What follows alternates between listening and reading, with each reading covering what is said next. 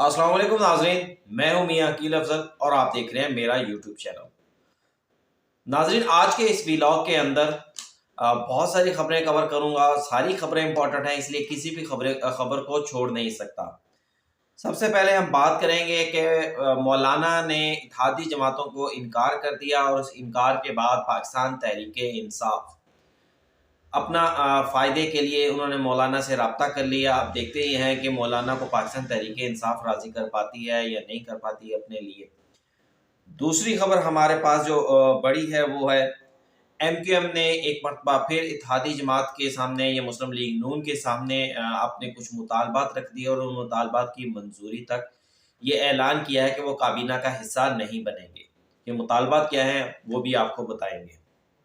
تیسری خبر یہ ہے کہ صاحبزادہ حامد رضا، سنی اتحاد کونسل، پاکستان تحریک انصاف کی جماعت، انہوں نے وہ ایک مرتبہ پھر جو ہے انہوں نے اعلان کیا ہے، اور وہ غلط ٹریک کے اوپر جا رہے ہیں۔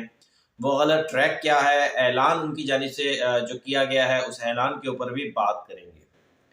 چوتھی خبر یہ ہے کہ پاکستان تحریک انصاف جو عام انتخابات میں جو دھاندلی کے معاملات ہیں، وہ پاکستان تحریک انصاف کے تیسرے رکن کی جانب سے جو ہے وہ سپریم کورٹ میں جانے کا اعلان کر دیا گیا ہے۔ اس سے پہلے بھی 2 درخواستیں دائر کی گئی ہیں، ان درخواستوں کے اوپر کیا فیصلہ ہوتا ہے وہ دیکھیں گے۔ اور ناظرین، چوتھی جو خبر میں آپ کے ساتھ شیئر کروں گا وہ ہے دانیال عزیز، جو مسلم لیگ نون کے رہنما تھے، مسلم لیگ نون سے کافی زیادہ ناراض ہیں۔ انہوں نے ایک سما ٹی وی کو انٹرویو دیا، اور اس انٹرویو کے اندر انہوں نے کیا ناراضگیوں کا اظہار کیا وہ آپ کے ساتھ شیئر کروں گا۔ تو ناظرین، اس سے پہلے کہ میں اپنا ویلاگ شروع کروں، فوری طور کے اوپر آپ جائیں اور چینل کو جو ہے سبسکرائب کریں، اور اس کے بعد تاکہ میں آپ کو اپنا ویلاگ جو ہے، میرے آنے والے ویلاگ جتنے بھی ہیں وہ بر وقت آپ تک پہنچیں۔ تو ناظرین، آج کے ویلاگ کا آغاز کرتے ہیں۔ سب سے پہلے سب سے امپورٹنٹ جو خبر ہے وہ ہے کہ مولانا نے میں نے آپ کو اس سے پہلے ویلاگ کے اندر بتایا تھا کہ مسلم لیگ نون اور اتحادی جماعتوں کا ایک وفد جو ہے، کافی سارے لوگ تھے، اس کے اندر کوئی 2-4 لوگ نہیں تھے۔ سردار ایاز صادق، سعد رفیق، بڑا گرم جوش، بڑا پرجوش سا ان کا استقبال کیا گیا مولانا کی جانب سے۔ توقع یہی کی جا رہی تھی جس میں کہ مولانا انہیں اسپیکر، ڈپٹی اسپیکر اور وزیر اعظم کے لیے ووٹ دے دیں گے، لیکن مولانا نے آج حلف اٹھانے کے بعد فوری طور کے اوپر اتحادی جماعتوں کو انکار کر دیا، اور کہا کہ جناب ہم وزیر اعظم، اسپیکر اور ڈپٹی اسپیکر کے لیے ووٹنگ عمل کا حصہ نہیں بنیں گے، اپوزیشن کے اندر بیٹھیں گے۔ اب اس مولانا کے اس اعلان کے بعد پاکستان تحریک انصاف جو ہے وہ انہوں نے مولانا سے رابطہ کیا، ملاقات کے لیے ان کے گھر پہنچ گئے۔ مولانا اب اہمیت اختیار کر چکے ہیں، اور عمر ایوب، اسد کیسر، جنید اکبر جو ہیں، یہ 3 رکنی وفد مولانا کے گھر پر پہنچے، اور انہوں نے مولانا سے فارم 45 کے اوپر بات کی۔ مولانا کی اور پاکستان تحریک انصاف کا جو مشترکہ ٹاپک ہے، پسندیدہ ٹاپک ہے، دھاندلی، فارم 45، اس کے اوپر گفتگو کی گئی۔ اور اس کے بعد پاکستان تحریک انصاف نے جب پہلے دونوں کے جو مشترکہ مفادات کی بات تھی، یعنی دھاندلی انتخابات کے حوالے سے اس بات کو کرنے کے بعد انہوں نے مولانا سے استدعا کی کہ مولانا آپ نے جو ہے اتحادی حکومت کو ووٹ نہ دینے کا اعلان کیا، تو ہماری آپ سے گزارش ہے کہ اسپیکر، ڈپٹی اسپیکر اور وزیر اعظم کے انتخاب کے اندر آپ ہمیں ووٹ دیں۔ تو جس پر مولانا نے فوری طور پر انکار تو نہیں کیا، لیکن بہرحال میرا خیال یہی ہے کہ مولانا اس سے پہلے اتحادی جماعت کو اگر انکار کر چکے ہیں تو شاید پاکستان تحریک انصاف کو بھی ووٹ نہ دیں۔ اور مولانا نے صرف اتحادی جماعت کو انکار نہیں کیا، مولانا نے یہ کہا تھا کہ ہم انتخابات میں جو حکومت بننے کا پروسیس ہے، ہم اس کا حصہ نہیں بنیں گے، اپوزیشن کے اندر بیٹھیں گے اور ووٹنگ کے عمل میں شامل نہیں ہوں گے۔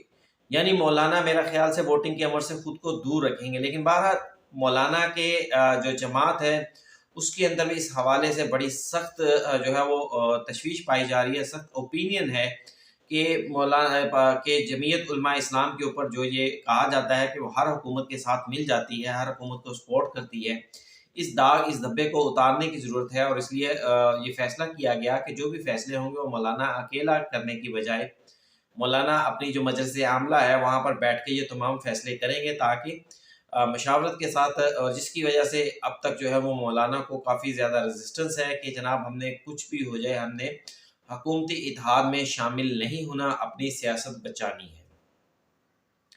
اب ناظرین اس کے بعد جو دوسری بڑی خبر ہے میں آپ کے ساتھ شیئر کرنے جا رہا ہوں، ایم کیو ایم جیسے مشہور ہے، جیسے معروف ہے کہ جناب ایم کیو ایم جس بھی حکومت کا حصہ بنتی ہے یا بننے جا رہی ہوتی ہے، ایم کیو ایم کی ان کے ساتھ ناراضگیاں اور جو ہے ڈیمانڈز، یہ ایک روٹین کی بات ہے۔ یہ ہم نے ہمیشہ دیکھا ہے کہ ایم کیو ایم جس بھی حکومت میں شامل ہوتی ہے ناراض ہوتی ہے، پھر ایک دو وزارتیں زیادہ لے لیتی ہے، پارلیمانی سیکرٹریز لے لیتی ہے اور اس کے بعد مان بھی جاتی ہے۔ تو ایم کیو ایم اس دفعہ پھر ناراض ہو گئی اور ایم کیو ایم نے یہ اعلان کیا ہے کہ جب تک ان کے مطالبات تسلیم نہیں کیے جاتے وہ کابینہ میں شامل نہیں ہوگی۔ اب ناظرین کہانی یہ ہے کہ پاکستان مسلم لیگ نون نے کیونکہ اپنی وزارتیں کم رکھنے کا فیصلہ کیا ہے تو ایم کیو ایم کو صرف ایک وزارت دی جا رہی ہے۔ اب اس حوالے سے ذرائع یہ کہہ رہے ہیں کہ ایم کیو ایم کی جانب سے ڈیمانڈ یہ کی گئی ہے کہ انہیں کم از کم 4 وزارتیں دی جائیں اور اس کے ساتھ انہیں گورنر سندھ کا جو ہے عہدہ وہ بھی ایم کیو ایم کو ملنا چاہیے۔ اب گورنر سندھ کے اوپر ظاہر بات ہے پاکستان پیپلز پارٹی بھی چاہے گی کہ جناب نیچی ان کی حکومت ہے تو گورنر بھی ان کا ہونا چاہیے، لیکن دیکھتے ہیں کیا بات بنتی ہے۔ اچھا دوسری جانب ایم کیو ایم نے یہ اعلان کیا ہے، ایم کیو ایم نے کا یہ فیصلہ ہے کہ وہ اسپیکر، ڈپٹی اسپیکر اور وزیر اعظم کے اوپر تو اتحادی حکومت کو جو ہے مسلم لیگ نون کے امیدواران کو یا پیپلز پارٹی کے امیدواران کو ووٹ دے دیں گے، لیکن 2 عہدوں کے اوپر ایم کیو ایم ان کو سپورٹ نہیں کرے گی۔ ایک صدر آصف علی زرداری کے حوالے سے ایم کیو ایم کے تحفظات ہیں اور دوسرا چیئرمین سینٹ، یعنی دونوں عہدے جو ہیں وہ پاکستان پیپلز پارٹی کے جو امیدوار ہوں گے ان کو ملنے ہیں۔ ان کے اوپر ایم کیو ایم فی الحال فوری طور کے اوپر ووٹ دینے کو تیار نہیں، لیکن یہ پروسیس ابھی لمبا ہے، فوری طور کے اوپر ان ووٹوں کی ضرورت بھی نہیں ہے۔ میرا خیال ہے تب تک ایم کیو ایم جو ہے وہ ایک آدھی مزید وزارت لینے کے بعد مان جائے گی۔ اب ناظرین تیسری خبر کے اوپر آتے ہیں، سنی اتحاد کونسل کا خط جو ہے وہ پاکستان تحریک انصاف کو بھی پھنسا گیا اور سنی اتحاد کونسل کو بھی پھنسا گیا۔ بہت زیادہ تنقید ہو رہی ہے کہ سنی اتحاد کونسل نے جو خط لکھا الیکشن کمیشن کو مخصوص نشستوں کے حوالے سے وہ نہیں لکھنا چاہیے تھا۔ اب پہلے تو کل اس خط کی تردید کی گئی کہ جناب وہ خط ہم نے اس کانٹیکسٹ میں نہیں لکھا تھا۔ آج سنی اتحاد کونسل کے چیئرمین حامد رضا صاحبزادہ حامد رضا صاحب نے آج ایک اعلان کیا ہے کہ وہ الیکشن کمیشن کے خلاف حد تک عزت کا دعویٰ کریں گے۔ او بھائی بات یہ ہے سر، آپ اتنے میچور لوگ ہیں، آپ اتنے سینئر لوگ ہیں، آپ حد تک عزت کے دعوے کا اس معاملے سے کیا تعلق؟ آپ سیدھی طرح جائیں الیکشن کمیشن کے اندر درخواست دیں کہ جناب آپ نے جو فیصلہ محفوظ کیا ہے اور ہمارے خط کے حوالے سے غلط آبزرویشن دی ہے، ہم اس کے اندر اپنی اوپینین دینے چاہتے ہیں، ہمارے خط کو بنیاد بنا کر کوئی فیصلہ نہ کیا جائے۔ اگر الیکشن کمیشن آپ کی بات نہیں سنتا تو پھر آپ یقینی طور کے اوپر آپ ہائی کورٹس میں جائیں گے، سپریم کورٹ میں جائیں گے کہ جناب ہمارے خط کی غلط جو ہے وہ انٹرپریٹیشن کی جا رہی ہے۔ اچھا صاحبزادہ حامد رضا صاحب کا کہنا یہ ہے کہ انہوں نے جو خط لکھا تھا، خط کو تسلیم کر رہے ہیں، وہ جنرل نشستوں پر خواتین کے لیے لکھا گیا تھا، مخصوص نشستیں نہ دی جائیں ایسی کوئی بات نہیں کی گئی تھی۔ بہرحال اب مرضی ہے، یا تو اگر صاحبزادہ حامد رضا صاحب سیدھا ٹریک پر جانے کے بجائے اگر ادھر ادھر زگ زیگ گھومیں گے تو پھر شکوک و شبہات جو ہیں وہ بھی بڑھیں گے۔ اب ناظرین اس کے بعد ہم بات کرتے ہیں، شعیب شاہین صاحب نے آج اڈیالہ جیل میں عمران خان کے ساتھ ملاقات کی۔ اس ملاقات کے بعد انہوں نے باہر آ کر اعلان کیا، جہاں انہوں نے دھاندلی کے حوالے سے باتیں کی، مولانا، مسلم لیگ نون کی حکومت بننے، ان تمام چیزوں کے اوپر ڈسکس کیا۔ وہیں انہوں نے ایک اور اعلان بھی کیا کہ انتخابات پہ دھاندلی کے حوالے سے جو ہے ہم پٹیشن دائر کرنے جا رہے ہیں۔ اب انہوں نے یہ نہیں بتایا کہ یہ پٹیشن پاکستان تحریک انصاف کی جانب سے کی جائے گی یا شعیب شاہین کی جانب سے کی جائے گی۔ ویسے 2 درخواستیں جو ہیں وہ آلریڈی پاکستان تحریک انصاف پہلے سپریم کورٹ میں دائر کر چکی ہے۔ نمبر 1 شیر افضل مروت کی درخواست، اس کے اندر یہ کہا گیا ہے کہ جناب جو انتخابات میں دھاندلی کی گئی ہے، اب شیر افضل مروت صاحب نے انڈیویجولی طور پر درخواست دائر کی، اس کے اوپر بھی سوالات ہیں۔ نمبر دوسری بات کیسرا الہی صاحبہ کی درخواست، جو پرویز الہی صاحب کی اہلیہ ہیں، انہوں نے صرف اپنے حلقے جو میرے خیال سے غالباً NA 64 ہے یا 61 ہے، انہوں نے اس کے حوالے سے درخواست سپریم کورٹ آف پاکستان میں دائر کی ہے کہ جناب فارم 45 کو مد نظر رکھتے ہوئے جو ان کے حلقے کے انتخابی نتائج ہیں اس کے اوپر فیصلہ دیا جائے۔ اور پھر تیسری بات، اب پاکستان تحریک انصاف کے رہنما شعیب شاہین کی جانب سے اعلان کیا گیا ہے، دیکھنا یہ ہے کہ یہ پاکستان تحریک انصاف ایز اے جماعت جاتی ہے یا شعیب شاہین انڈیویجولی جاتے ہیں۔ नाज़रीन ये खबर भी आपके साथ शेयर करता चलूँ कि यूसुफ रज़ा गिलानी साहब ने कौमी असम्बली का आज हलफ उठा लिया। कौमी असम्बली के इजलास था। हलफ उठाने के बाद उन्होंने सेनेट की ओहदे से इस्तीफ़ा दे दिया है और जिस तरह कहा जा रहा था कि अनवरुल हक काकड़ साहब को लाया जाएगा सेनेट के अंदर और फिर उन्हें चेयरमैन सेनेट बनाया जाएगा। तो मेरे ख्याल से उसकी तरफ एक मज़ीद कदम है। अब यूसुफ रज़ा गिलानी साहब कौमी असम्बली के रुकन थे, तो उन्होंने कौमी असम्बली के रुकन का भी ओहदे का हलफ उठा लिया है। अब नाज़रीन बात करते हैं दानियाल अज़ीज़।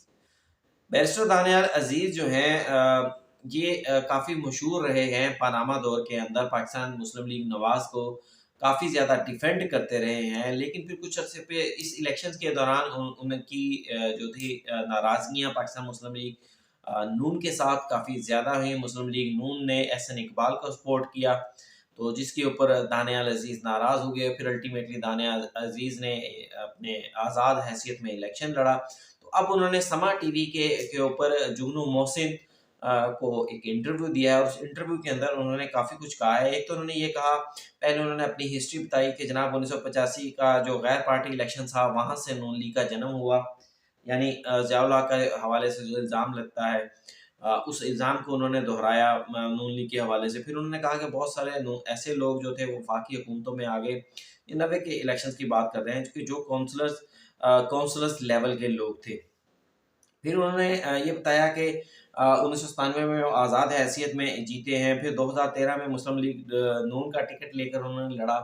फिर दानियाल अज़ीज़ का मैं आपको ये बताता चलूँ कि ये उन चंद एक लोगों में हैं जिन्होंने मुस्लिम लीग नून को बहुत ज़्यादा डिफेंड किया और बहुत आगे बढ़-चढ़ कर डिफेंड किया और इसके नतीजे के ऊपर सुप्रीम कोर्ट ऑफ पाकिस्तान की जानिब से उन्हें एक तौहीन अदालत की सज़ा भी सुनाई गई, क्योंकि पनामा केस के अंदर वो सुप्रीम कोर्ट पर काफ़ी ज़्यादा तनकीद करते थे।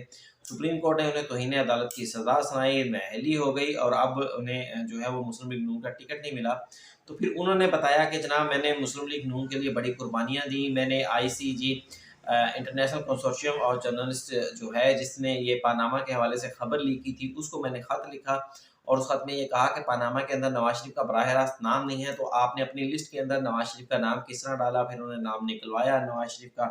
फिर उन्होंने ये भी कहा कि नून लीग के हवाले से मशहूर है कि जब ज़रूरत होती है तो सब कुछ फ़राहम किया जाता है और जब ज़रूरत ख़त्म हो जाती है तो फिर नून लीग उसे फेंक देती है टिश्यू पेपर की तरह। ये उनका मकसद ये था। अब उन्होंने उनकी अहलिया को भी नून लीग ने इससे पहले इलेक्शंस के अंदर टिकट दिया, तो उन्होंने कहा कि ये कोई एहसान नहीं था, ऐसी बात नहीं थी।